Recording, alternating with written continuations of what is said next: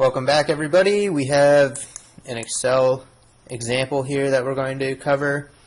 This is for the how to use the time value of money equations in Excel, and then how to calculate the net present value of alternatives. So this is associated with lecture 6, but it also is going to cover material you learned in the previous 2 lectures. So here is the cash flows outlined that we did in lecture 3. If you can go ahead and pull up the work that you did, that'd be great, or pause it and take a second to recreate this so that you can follow along. That would be great. I'm going to get started now.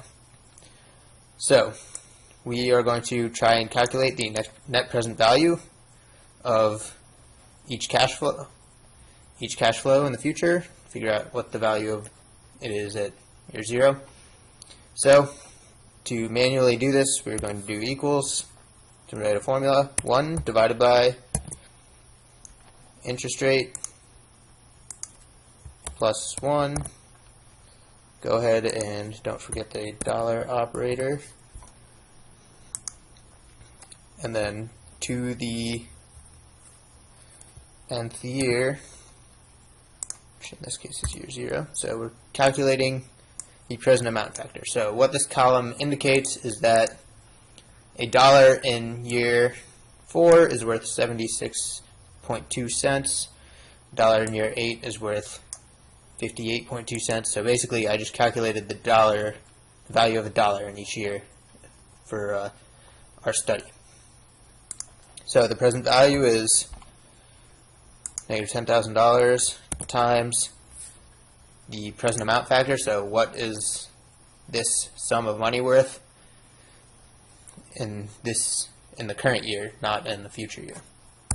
So the present value, go ahead and drag this down, and we have what the value of each cash flow is in the future years.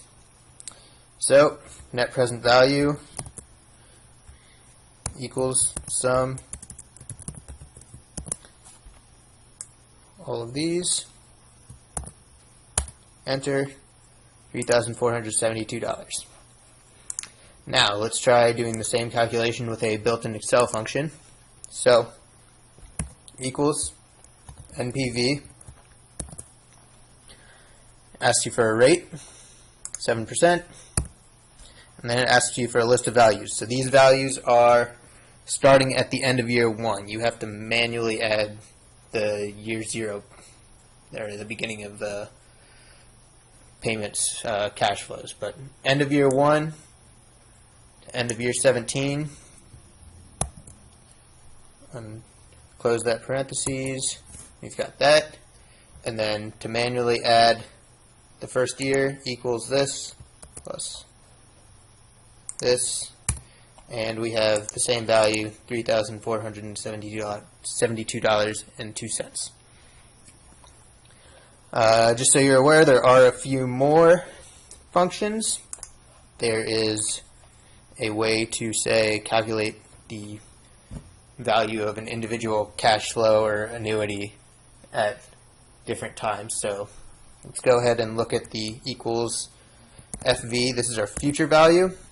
Asks you for a rate, 7%. N pair is a number of periods, 17. Let's go ahead and PMT sounds like payment. It's for your annuities. Give it that. And then you don't need to give it the other 2. The other 2 this is present value, and then type tells you if the cash flow starts at the end of year 0 or end of year 1. Its default is what we're going to assume in this class, so don't worry about that. So we can go ahead and tell it the payment. So now you'll notice it's telling you how to balance the book. So the positive $2,500 that we used is worth $77,100.54.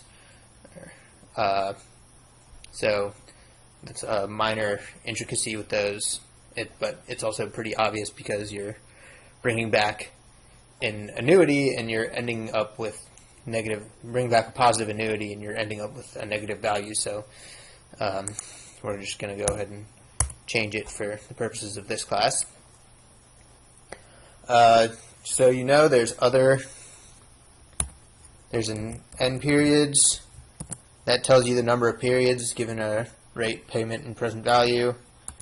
So there's one for every one of the time value of money equations that we learned. So for the number of periods, we did n per rate is for the interest rate. You give it the periods, payment, and present value.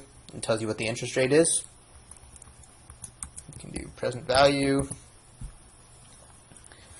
And then there's PMT for annuity. And then there's an FV for future value. Those are all the time value of money equations. I personally think it's easier and you can sort of track everything better to do this. But if you want to, you can sort of figure out the present value of each payment. So this would be the present value of this payment is going to be 10,000, and then the present value of this payment would be equals negative PV of rate, periods, payment, and then equals present value of rate, periods, payment, and then go through that for each of these. For this one, you would need present value of rate, period. Now we don't have a payment, we have a future value, right? So we're going to put another comma to make sure to skip the payment. It tells you which one you're entering. And then future value. These should both be negative.